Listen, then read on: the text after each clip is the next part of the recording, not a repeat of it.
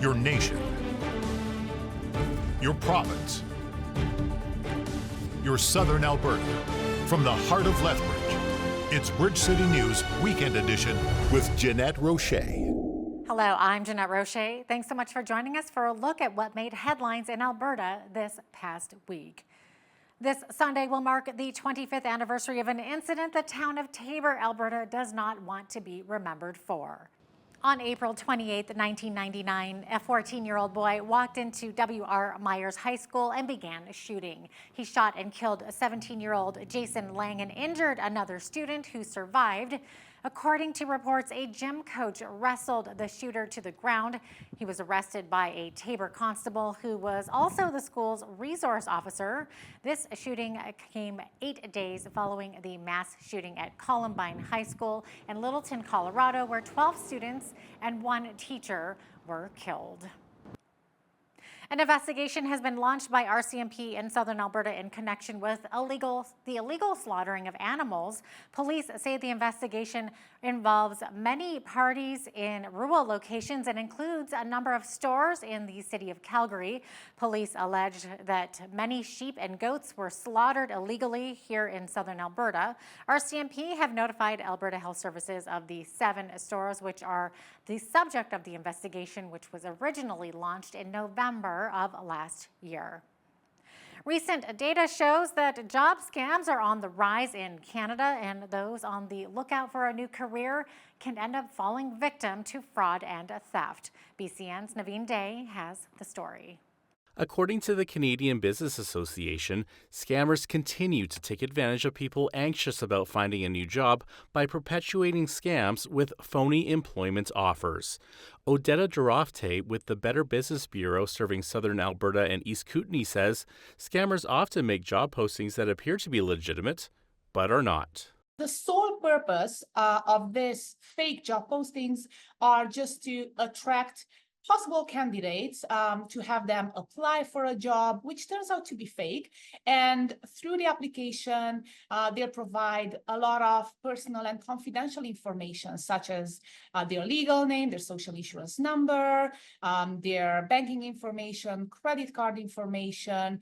So a lot of information, and that's what makes this type of scam really risky. While it may be difficult to decipher a legitimate job posting from a fake one, Durofte advises of the many red flags to identify in a potential employment scam.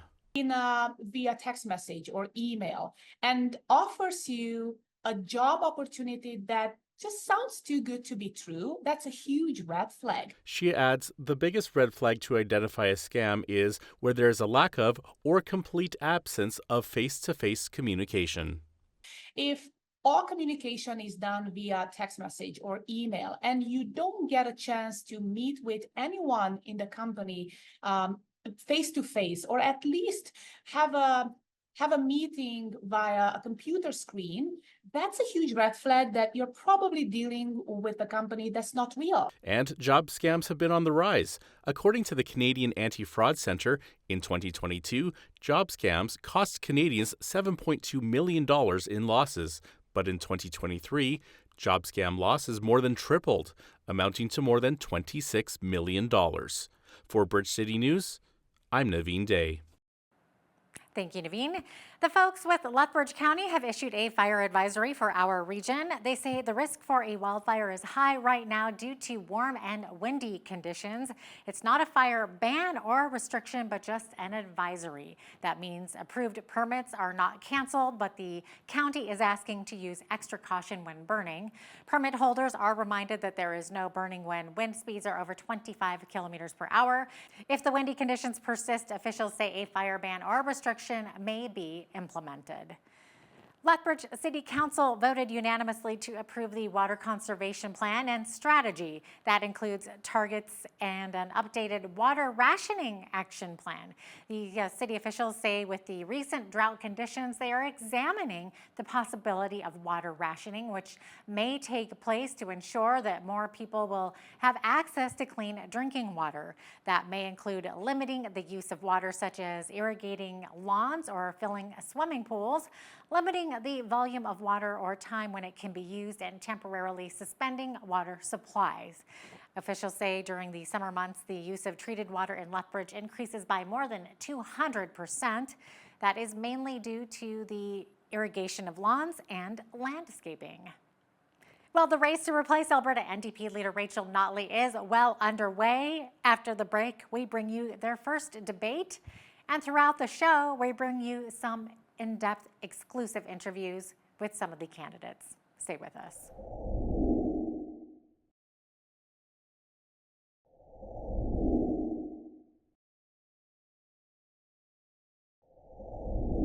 Welcome back. The race to replace Alberta NDP leader Rachel Notley is underway, and all 5 leadership candidates were in Lethbridge on Thursday to square off in the first of 3 official debates across the province. As BCN's Naveen Day reports, the turnout was strong. Contestants vying to lead the Alberta NDP took part in the party's first official debate of the leadership race, which was held at the Yates Memorial Theatre Thursday evening. Attendees were given an opportunity to hear from all the candidates in attendance and to see who they think can lead the party and bring them to government in 2027. Here are some of the highlights of what the candidates shared. First up was Kathleen Ganley. She says that affordability and caring about climate change can go hand in hand. I think what we can do better than the UCP is make it clear to people that they don't have to make a choice between feeding their kids and making progress on climate change. Sarah Hoffman's campaign comes with a bold promise to bring 1,000 doctors to the province and to bring back the days from when she was health minister. Make it boring again. We didn't have scandals. Every major municipality in Alberta, you could get a family doctor. The good news is I was at the table and I struck those deals with doctors. And when we negotiated, because we had such a good relationship built on trust, they actually returned their retention bonuses so that we could invest it back in the system and do it together. Jody Callahoo Stonehouse fired shots at the Alberta Energy Regulator, holding them responsible for pollution on Alberta's reserves. They discovered that cancer was at a higher rate of 30% downstream from the Alberta oil sands because we were not doing our job with the Alberta Energy Regulator.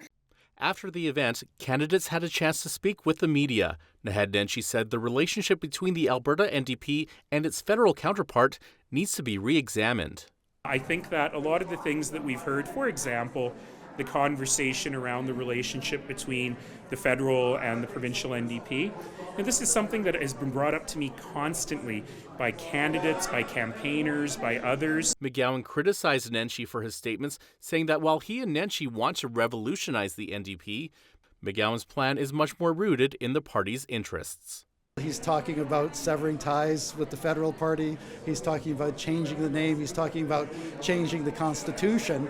It's true that I'm also a candidate who wants to revolutionize the party, but I actually want to revolutionize it by taking it back to its roots, by reestablishing it as a party that welcomes working people. Voting on the NDP leadership begins on June the 3rd. For Bridge City News, I'm Naveen Day. Researchers say patients from First Nations communities are more likely to leave Alberta emergency departments before receiving care than non-Indigenous patients. A new study says anti-Indigenous racism is part of the reason why. Researchers from the University of Alberta say provincial data from 2012 to 2017 shows nearly 7% of First Nations patients left emergency departments before being seen or receiving care. That compared to just under 4% of non-First Nations patients. And speaking of healthcare, Alberta Premier Danielle Smith announced a $15 million nurse practitioner model she says will give Albertans more access to the primary care they need. Smith says through the program, nurse practitioners will receive around 80% of the compensation provided to family physicians who provide primary care. Compensation will be based on the amount the patients and the number of patient care hours provided. She says it will enable nurse practitioners to practice patient care autonomously and operate their own practices. They will also be able to practice autonomously in existing primary care clinics. Alberta hasn't had a direct funding model that allows nurse practitioners to work autonomously in a primary care environment, have their own practices until now. Through the new program, Alberta's government will compensate these highly trained, highly valued medical professionals to practice patient care and provide the health care they are qualified to do. Alberta is stepping in to stop Calgary residents from being forced to pay hefty surcharges on their power bills. The province's utilities minister, Nathan Newdorf, introduced a bill that, if passed, would ban cities from using variable rates to calculate local access fees on power bills starting in the new year. Local access fees are charged to power companies in lieu of property taxes, but Calgary's fees rise and fall with the price of electricity, while other municipalities have a fixed rate or some other formula. As a result, Calgary took in $186 million more than expected last year from the fees, while residents had to pay about $240 on average, which is around 3 times more than Edmonton residents paid. On the other side of the break, the province is researching hydrogen fuel, and it's got a hefty price tag. We dig into that after the break.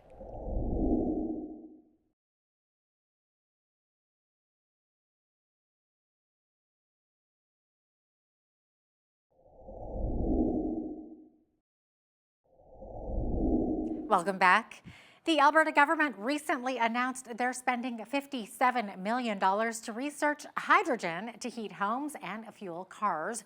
Plus, the Premier defending her choice of doctor to chair the panel investigating data during the pandemic. It all gets broken down in my interview with Alberta legislative reporter for the National Post, Tyler Dawson, who begins with Alberta seeing an early start to the forest fire season. Well, I think we knew that this was possibly going to be quite a bad fire season. As you mentioned, back in February, the government declared an early start to forest fire season. Usually that comes on March 1st. It came, I think, February 20th is when that was officially declared. So there's been sort of this preparation going on in the intervening months, getting ready for this fire season. And this week we have sort of seen, the actual start of it. Obviously, there have been fires that burned over the winter. There have been fires here and there around the province. But these, I think, are probably the first ones of 2024 that sort of prompted some people to leave their homes, other people to be on standby to leave their homes. And they're basically, one of them was up near Fort McMurray, one was on a First Nation near Cold Lake, and the third, as you mentioned, is in the Grimshaw sort of area in northwestern Alberta.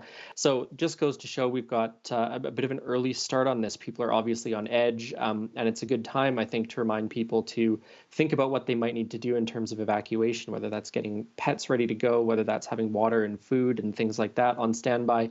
It's been very dry up here in Edmonton. I think it's been the same down in Lethbridge. It's going to be, in all probability, a fairly dry few months, and so people are going to need to be prepared, and the government has done its preparations. Of course, we won't know exactly what it is going to look like until the fires really get going and the government begins to respond. Now, Tyler, the Alberta government is spending $57 million to research the viability of hydrogen for home heating and vehicle fuel. And several specific grants will boost funding for hydrogen-based infrastructure and fueling. And I guess as the province made its announcement, an American company called Air Products announced it would build hydrogen fuel stations along the QE2 highway. So, Tyler, what is the government spending? Why rather are they spending money on hydrogen? Well, the government is pretty bullish on hydrogen. The idea is that this is a cleaner fuel than natural gas or oil, certainly cleaner than coal, and that this is, sort of the fuel of the future. And not only do they see that as a way to sort of meet some of their carbon reduction targets in the province and nationally, but also they see that as a potentially viable and profitable export product to places like Asia. So, it's been talked about for a long time, and there's been a lot of enthusiasm about it. And we're starting to see some of the money, get put down for these things. So as one example, some of that money is going towards a rec facility in Sherwood Park, a hamlet just outside of Edmonton, that's going to be used to sort of heat and power that facility. It's, I think, a bit of a long road before we have hydrogen-fueled vehicles. Of course, you'll need the infrastructure for hydrogen fuel stations, but you'll also need vehicles that are ready to take hydrogen fuel and not your regular gasoline. So I think there's still a fair number of logistics to be sorted out here, but the government very much sees this as sort of the fuel of the future, and there's actually been some cooperation between the provincial government and the federal government on this file. So, it's not as contentious, perhaps, as some of the other policies that are going back and forth between the two governments. So good chunk of money, certainly some research, some individual grant funding to try and get some of these, sort of new fancy projects or what have you off the ground.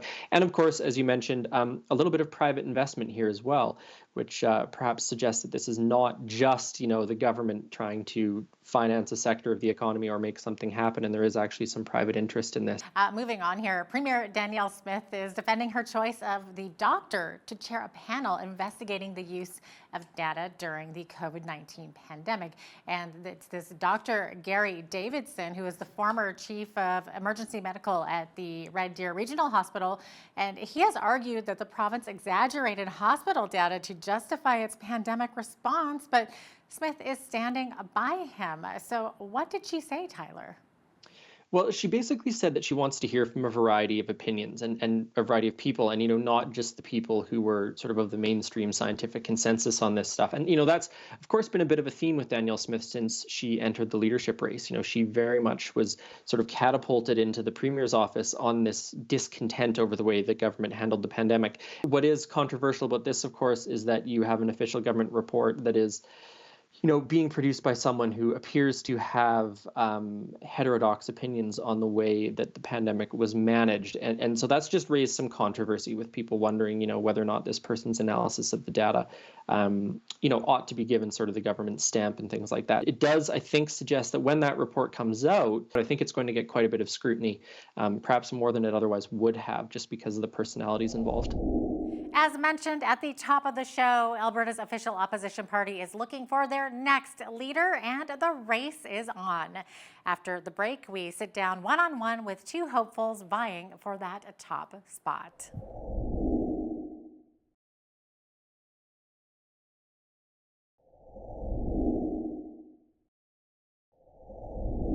Well, the Alberta NDP will be choosing their leader June 22nd, and there are 5 candidates racing to become Rachel Notley's successor. Earlier in our show, you heard a bit from each candidate, but we also want to hear from each one individually as well. Last week, we heard from one of the front runners in the race, Naheed Nenshi, and his vision to revolutionize the party. Continuing our series of interviews, we have Kathleen Ganley. She tells BCN's Hal Roberts what her first policy would be should her party form government in 2027 under her leadership. My theory of the case, if you will, is that what we need to do to win the next election is to work incredibly hard talking to a lot of folks, because that's how you change hearts and minds, with one-on-one conversations, and to tell them a story about the economy, to talk to them about real concrete ideas on why our ideas are better on the economy. The UCP does a very good job of this, of telling people that if they give more money to their bosses, that they'll somehow get ahead. But that story isn't true. And so I think we need to take up a little more of that space with concrete ideas on how to cut people's costs and how to increase their wages.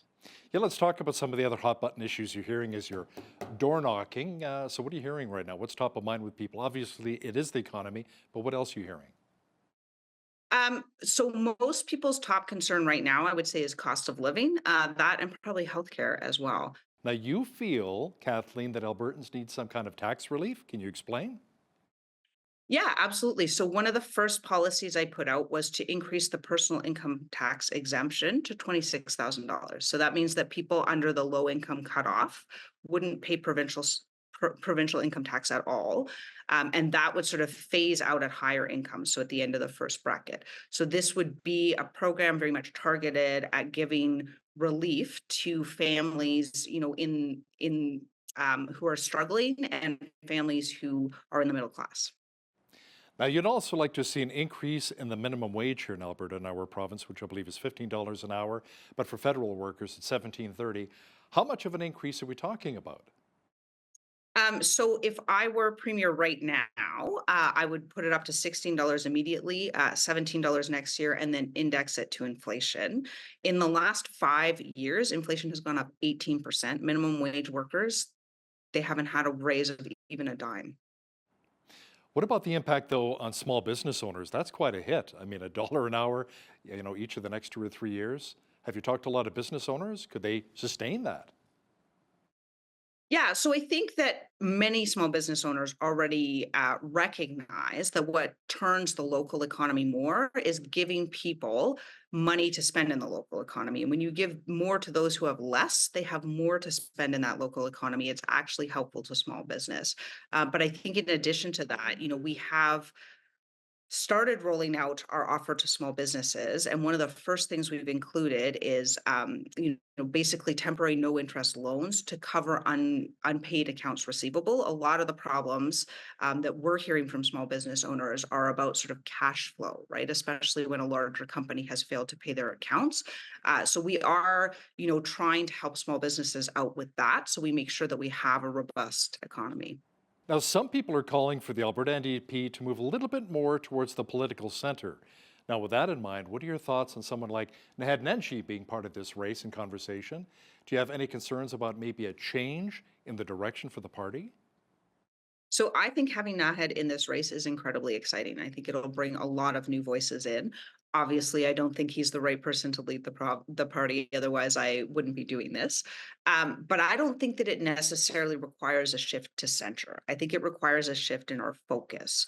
So in the last election, I think everyone whose top issue is healthcare and education probably voted with us, right? Because we had really strong plans on that and were trusted on it. I think that for a lot of people, their top issue is, how do I pay my mortgage? How do I afford my groceries? And we didn't speak to that particularly well. So I think what we do better next time is not necessarily to shift right, because I think there is a perspective on the economy that is more progressive. And that is the perspective where we give more to those in the middle and those at the bottom to help keep the economy going.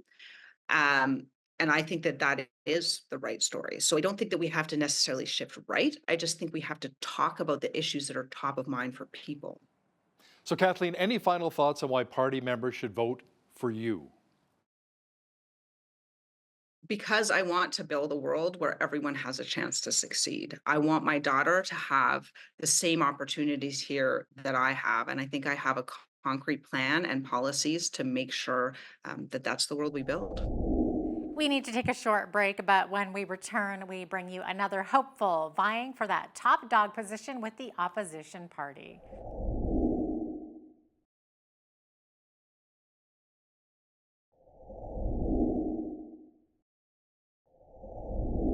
Welcome back. Another one of the 5 candidates vying to replace Rachel Notley is Edmonton-Glenora MLA Sarah Hoffman. She says a big focus of her campaign is bringing in more doctors to our province, since so many Alberta families still do not have a family physician. Here's an excerpt from my full interview with her. My whole life, people have said that women like me don't belong in politics. I'm sassy, I have a bigger body, and I have a really hard time pretending to be somebody that I'm not. But I think, just like they've said we don't deserve to win in Southern Alberta, we've proved them wrong, that there are lots of people who share our values right across this province. And I'm looking forward to proving them wrong in this leadership race too.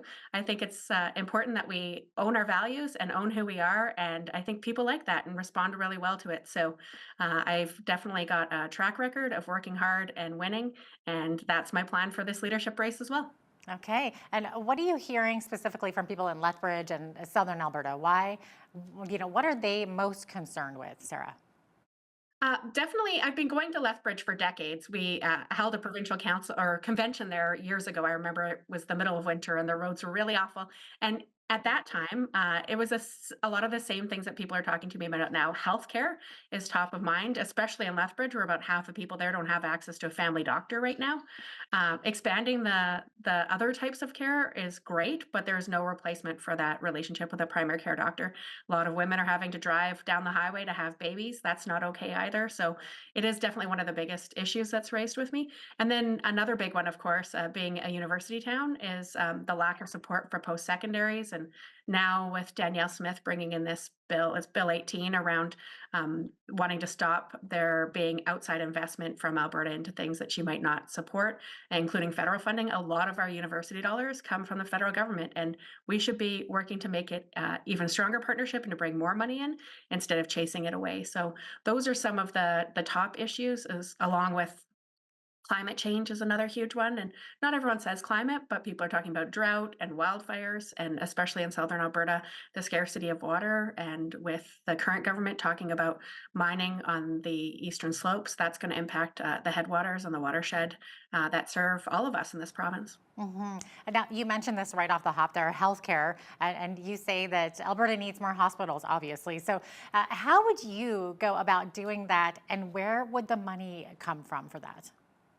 Yeah, so when I was the Minister of Health, we committed to the Calgary Cancer Centre. The UCP didn't pull the plug on that. We also committed to a new hospital in South Edmonton. The UCP has pulled the plug on that, and to expanding Red Deer as sort of the first 3 projects, and they've definitely stalled out on Red Deer. We haven't seen the kind of progress that I expected in the last 5 years. We also know that we need to expand cardiac care in Lethbridge and other acute care services. And the great news is that there's a lot of potential to be able to expand that care. So one of the things that I want to do is grow the programs from the U of A and the U of C into U of C Med School into Lethbridge. And I will give a little bit of credit to the UCP here. They have started that work, but we need to scale it up and we need to do it quickly. When people have their practice and their residency in a community that's a positive experience, they're likely to stay there. So let's make sure we give them more opportunities to learn in Lethbridge and then be able to be those healthcare leaders that we so desperately need in Lethbridge. Now, if Alberta does get more hospitals, Sarah, and you mentioned it right there, it stands to reason that we obviously need more physicians and more nurses. So what should be done to attract and retain these health professionals? Number one, it starts with respect. And this is another thing that sets me aside from the other candidates. I've been the health minister, and I was the health minister when we had a great working relationship with healthcare providers. It was so good, in fact, with doctors that when we sat down to negotiate the last contract under the NDP, and we opened up the books and we were very honest about where we were at as a province, they returned their retention bonus because there wasn't a problem with retention in Alberta. We had more than enough doctors. Every major municipality, you could get a family doctor, and they trusted me to work with them to put that money back into making system improvements. So it needs to start with having a respectful relationship. And I will argue that the fastest way to do that is to bring back the person who is at the table as the health minister in the premier's chair. That, I think, would send a very strong message to healthcare providers about the kind of seriousness that Albertans take the healthcare that we all receive. And we need to bring more postgraduate opportunities here for them to use their expertise in the healthcare system, do some additional training to make sure that they meet the requirements of the various health colleges. But there are people who already live here, as well as many people who are studying internationally who would like to come back to Alberta. So let's find more opportunities for them to work in the healthcare system, show them respect, and make sure that all of us can have access to great healthcare. After the break, stay with us for an insightful conversation with the founder of Streets Alive Mission and how they need to move into a larger facility to meet the needs of our most vulnerable population. Don't go away.